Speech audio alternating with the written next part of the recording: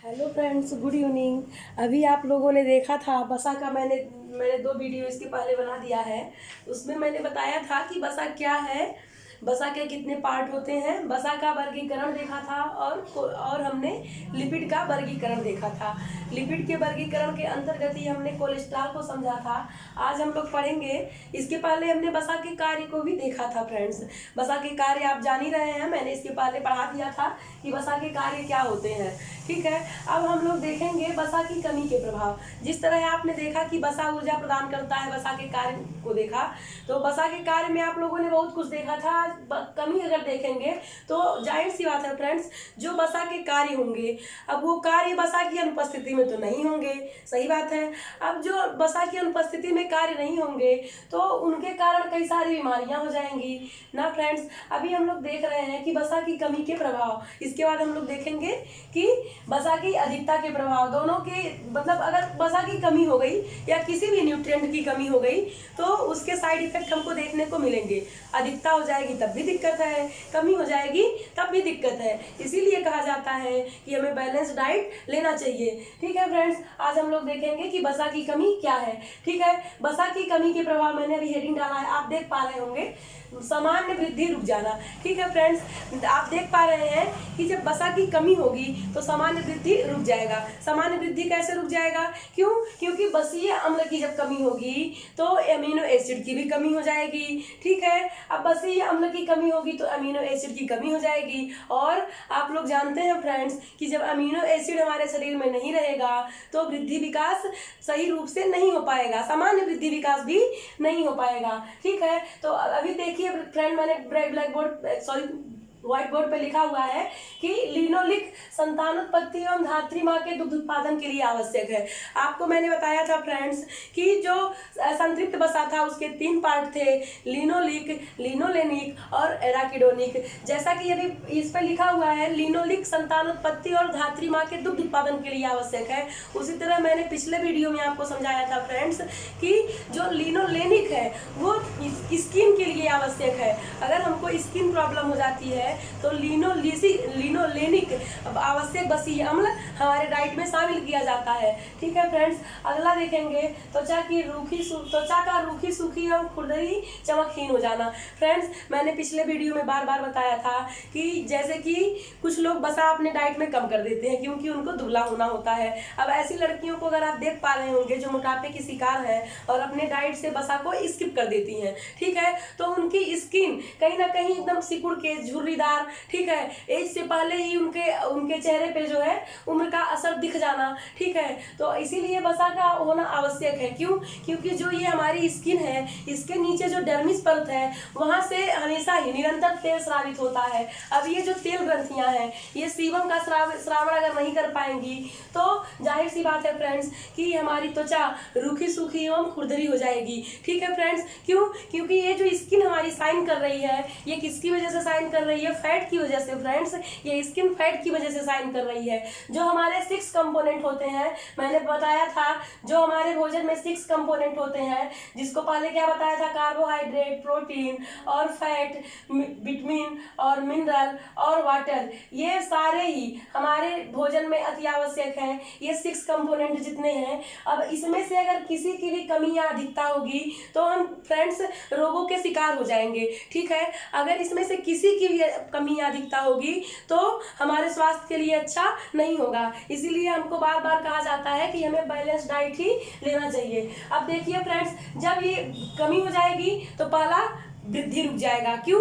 क्योंकि जब बसा ही नहीं होगा तो अमीनो एसिड की कमी हो जाएगी। अमीनो एसिड की कमी हो जाएगी तो सामान्य वृद्धि विकास रुक जाएगा और बसा में जो आवश्यक अम्ल है जैसे कि लिनोलिक, ये धात्री माँ और संतानोत्पत्ति के लिए आवश्यक है। लिनोलेनिक ये स्किन के लिए आवश्यक है। इसी प्रकार जितने भी बसा के पार्ट हैं वो हमारे हमको पूर्ण स्वस्थ रखने के लिए अनिवार्य है। अब जब त्वचा रूखी सूखी हो रही है, क्योंकि डर्मिस पर से या जो हमारी हमारी तेल ग्रंथियां हैं वहां से तेल का श्रावण नहीं हो रहा है, ठीक है, सीबम नहीं मिल पा रहा है, तो ये जो है त्वचा हमारी रूखी सूखी हो जाएगी, सीबम का श्रावण सही से नहीं होगा। तो अब अगला देखेंगे फ्रीनोडर्मा हो जाना, ठीक है, ये भी एक स्किन डिजीज है फ्रेंड्स। फ्रीनोडर्मा भी स्किन डिजीज है। ये किसको हो जाता है? ये अक्सर बच्चों को भी देखा जाता है। ये उनके पीठ, पेट, जांघों और कूल्हों पे नुकीली फुंसियों के रूप में देखा जा सकता है। आप देखते होंगे फ्रेंड्स अपने इर्द गिर्द जो माताएं लापरवाह टाइप की होती हैं, उनके बच्चे अक्सर देखा जाता है कि इस तरह की बीमारी से पीड़ित होते हैं। अक्सर उनके हाथ पैर में या पीठ पेट में कई सारी नुकीली फुंसियां आपको देखने को मिल जाएंगी, जो बच्चे खास करके कुपोषण के शिकार होंगे, ठीक है फ्रेंड्स। अगला है कोशिकाओं की कार्य क्षमता में कमी हो जाना। फ्रेंड्स बार बार बताया जा रहा है, जो हमारे सेल्स हैं, ठीक है, ये इनके निर्माण में तो प्रोटीन की आवश्यकता है ही, लेकिन इनको स्वस्थ रखने में वसा की आवश्यकता है। अब वसा अगर नहीं मिलेगा तो क्या होगी? स्किन सिकुड़ना शुरू हो जाएगी, यानी त्वचा का एरिया घटना शुरू हो जाएगा फ्रेंड्स। तो ये कोशिकाओं की कार्य क्षमता क्या होगा? कम हो जाएगा। जब हम ह्यूमन फिजियोलॉजी में सेल्स पढ़ेंगे तब हम इसका सही से अध्ययन करेंगे फ्रेंड्स। आप अभी कमी में इतना ही जानिए कि पहला वृद्धि रुक जाएगा, दूसरा जो है त्वचा रूखी सूखी खुरदरी हो जाएगी, तीसरा फ्रीनोडर्मा हो जाएगा। फ्रीनोडर्मा क्या होता है? तो ये पीठ पेट जांघों में जो नुकीली फुंसियां बच्चों में निकल जाती हैं, वही एक टाइप का डिजीज है। अब अगला देखेंगे संतान उत्पत्ति के लिए आवश्यक। फ्रेंड्स आप जानते हैं कि जो हमारे विटामिन होते हैं ये हमें रोगों से सुरक्षा प्रदान करते हैं और कई सारे आवश्यक कार्यों में भाग लेते हैं। और कुछ विटामिन वसा में और कुछ जल में घुलनशील होते हैं, मैक्सिमम तो वसा में ही घुलनशील होते हैं। अब जैसे कि आप जानते हैं ए, डी और ई और के, अब ये सब तो वसा से ही मिलेंगे ना। अगर वसा नहीं रहेगा तो इसका अवशोषण हमारे शरीर में कैसे हो पाएगा? नहीं हो पाएगा, तो इसकी कमी हो जाएगी। अब जानते हैं आप फ्रेंड्स, जो ये विटामिन ई है ये संतानोत्पत्ति के लिए आवश्यक वसीय अम्ल है। अब विटामिन ई जब हमारे शरीर में है ही नहीं, मिल ही नहीं पा रहा है वसा की कमी से, तो जाहिर सी बात है प्रजनन क्षमता घट जाएगी। तो ये हो गए वसा की कमी। अब हम आगे देखेंगे कि वसा की अधिकता से क्या होता है। फ्रेंड्स जो चीज हमें अभी जिस तरह आपने देखा, जिस तरह वसा की कमी नुकसानदायक है, उसी तरह वसा की अधिकता भी हमारे लिए बहुत ही नुकसानदायक है। वसा की कमी में आपने देखा कि किस तरह वृद्धि रुक जा रही थी, किस तरह त्वचा के रोग हो जा रहे थे, एज लाइक फ्रीनोडर्मा, एक्जिमा आदि। अभी आप देखेंगे अधिकता से क्या होगा? जिस तरह जैसे ही हम लोग बैलेंस डाइट लेना बंद कर देते हैं, वसा या तो बहुत कम खाएंगे या तो बहुत अधिक लेंगे, तो जाहिर सी बात है हम रोगी हो जाएंगे। अभी आपने देखा कि कमी से क्या क्या नुकसान हो रहे थे, अब हम अधिकता देखेंगे। अगर हम अधिक मात्रा में फैट ले रहे हैं या फिर जंक फूड खा रहे हैं तो क्या होगा? हमें मोटापा हो जाएगा, ठीक है। जितने भी जंक फूड होते हैं as like pizza, burger, Maggi, chow mein, सब में बहुत ज़्यादा फैट होता है। अगर हम ये सब ज़्यादा खाने लगेंगे तो जाहिर सी बात है हम मोटे हो जाएंगे। तो जब हमारे शरीर में मोटापा बढ़ने लगेगा तो हम क्या करेंगे? जब हम बहुत मोटे होने लगेंगे तो हम क्या करेंगे?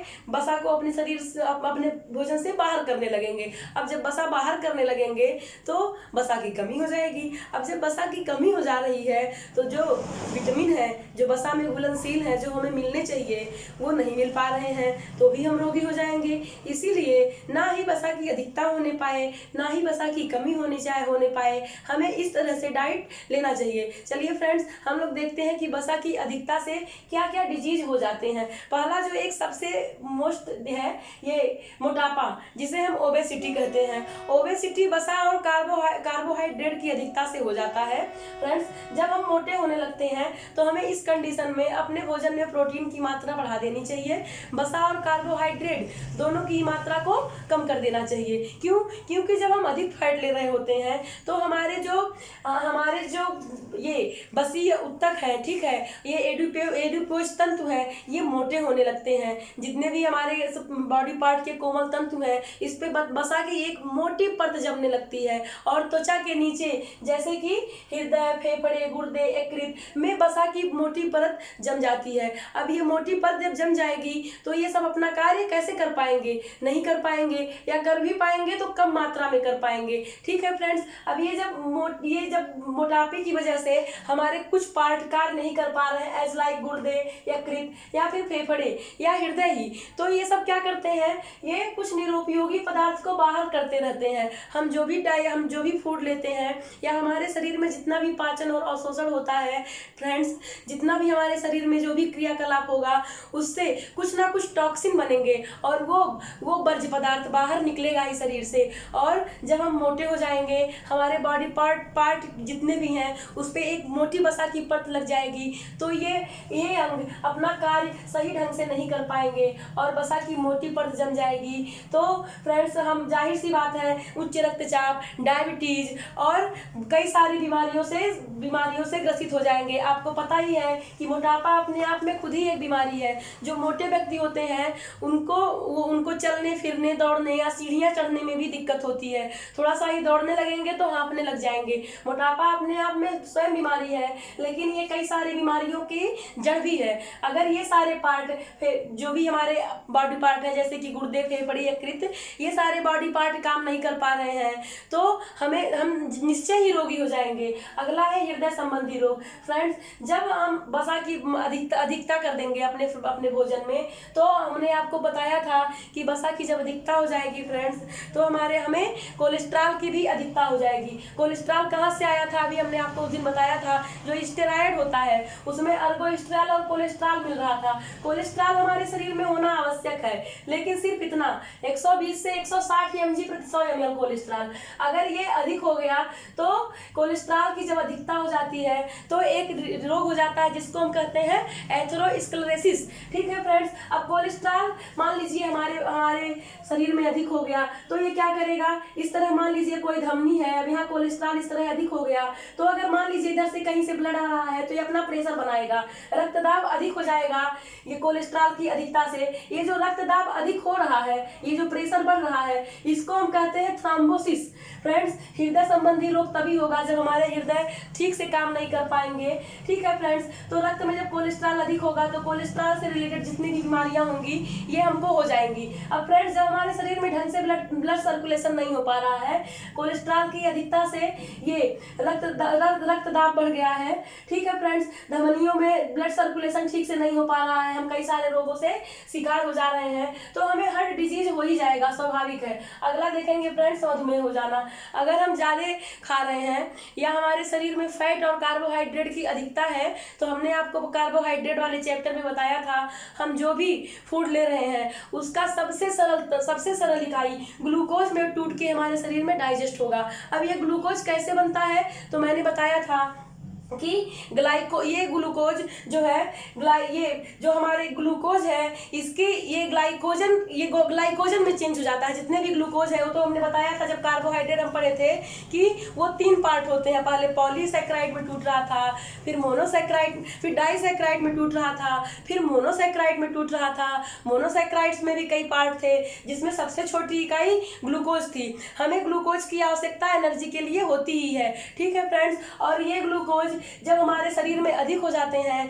तो ये ग्लाइकोजन में चेंज हो जाते हैं। आपको मैंने बताया था फ्रेंड्स, जो ये अग्नाशय है हमारा, जो हमारा पैंक्रियाज है, ये पैंक्रियाज की जो लैंगरहैंस की दीपिकाएं हैं, उसकी लैंगरहैंस की जो दीपिकाएं हैं, इससे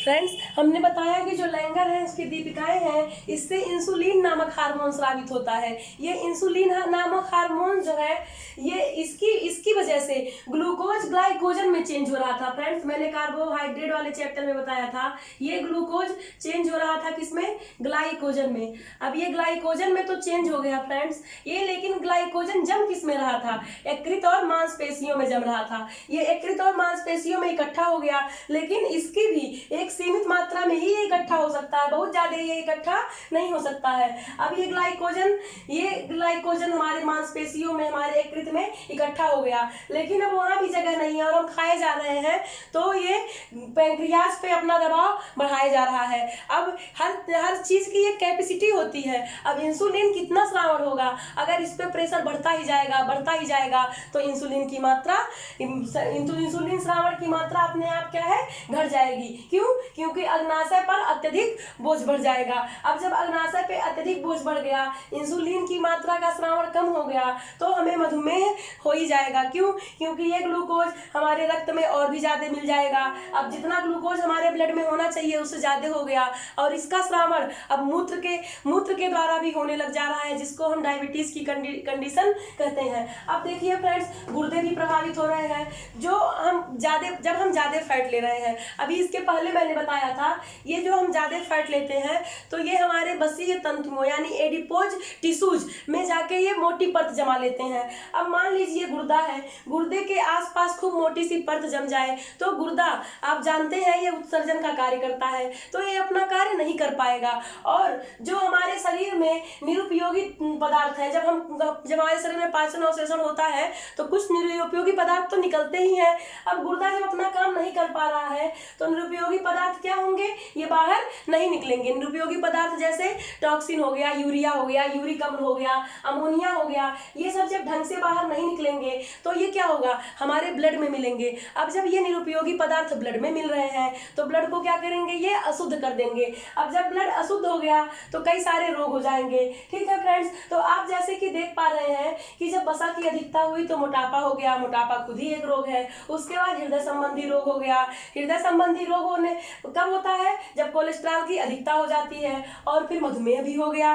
क्यों? क्योंकि हमारे पैंक्रियाज पे प्रेशर पड़ रहा है। फिर गुर्दे भी प्रभावित हो गए। यानी जब हम मोटे हो जाएंगे, अब हमें क्या करना है, मान लीजिए ये सब डिजीज हो गया, हमने फैट ज्यादा ले लिया, तो हम क्या करेंगे, अपने मोटापे को कम करेंगे। मोटापा कैसे कम होगा, तो हम अपने फूड में प्रोटीन की मात्रा बढ़ा देंगे और फल सब्जियों की मात्रा बढ़ा देंगे। वसा और कार्बोहाइड्रेट की रेशियो को क्या करेंगे, कम कर देंगे। क्यों? क्योंकि वसा और कार्बोहाइड्रेट की वजह से ही तो ग्लूकोज बन रहा है। प्रोटीन की का जरूरी है होना।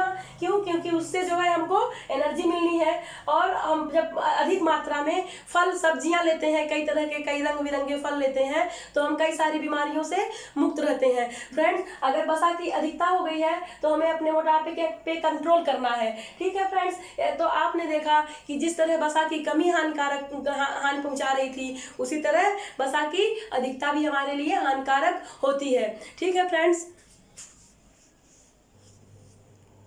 अब हम देखेंगे फ्रेंड्स वसा का पाचन। वसा का पाचन अगर आप देख पा रहे हैं तो यहाँ पे लिखा है वसा मुंह में पाचन नहीं। यानी फ्रेंड्स, वसा का पाचन मुंह में नहीं होता है। हमने जब कार्बोहाइड्रेट का चैप्टर पढ़ा था तो उसमें हमने देखा था कि वसा का कार्बोहाइड्रेट का पाचन मुंह से ही शुरू हो जाता है। वसा का पाचन मुंह में नहीं होता है। वसा का पाचन आमाशय से ही शुरू हो जाता है। फ्रेंड्स, वसा आमाशय में जाएगा तो इस पर लाइपेज एंजाइम की क्रिया होगी। बस जैसा कि आप जानते हैं, आमाशय में जठर रस होगा और ये आमाशय में जाएगा तो इस पर लाइपेज एंजाइम की क्रिया होगी और फिर ये बसीय अम्ल और ग्लिसरॉल में टूट जाएंगे। इसके पहले मैंने बताया था फ्रेंड्स, बसीय अम्ल के 1 अणु, ग्लिसरॉल के 3 अणु। ठीक है, ये इस तरह से विभक्त होते हैं। वसा जब आमाशय में जाएगा, जठर रस मिलेगा और इस पर लाइपेज एंजाइम की क्रिया होगी तो ये बसीय अम्ल और ग्लिसरॉल में टूट जाएगा। अब इस पे ये जब ग्लिसरॉल में टूट गया, आमाशय में जो जाएगा, आमाशय में वसा की कुछ हिस्सा पे ही क्रिया होती है और जब ये आमाशय में क्रमाकुंचन गति हो जाती है तो वसा का पायसीकरण हो जाता है। पायसीकृत वसा पे जब पायसीकृत का मतलब ये होता है फ्रेंड्स, जैसे आप लोग देखते होंगे जो तेल होता है, मान लीजिए किसी कटोरी में या किसी चीज में रख दिया जाए और उसमें पानी के कुछ अणु डाल दिए जाए तो आप देखते होंगे किस तरह से उसमें पानी फैले हुए हैं। वसा